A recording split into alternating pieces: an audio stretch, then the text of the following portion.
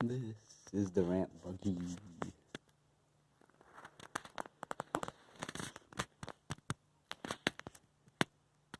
These are so if something goes over this, it'll get caught. And it'll still move while holding whatever it is with these. In case there's another ramp buggy, these go down.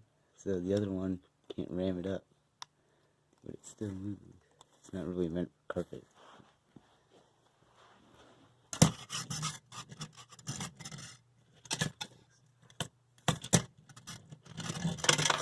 It's be mostly flat, but you know, it doesn't scrape the ground.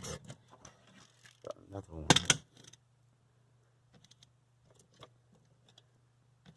Stop. Without.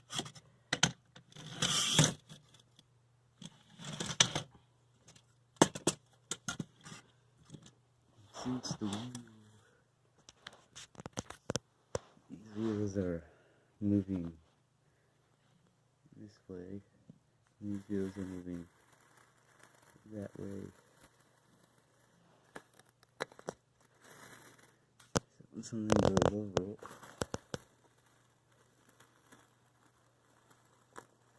it ends up getting sucked in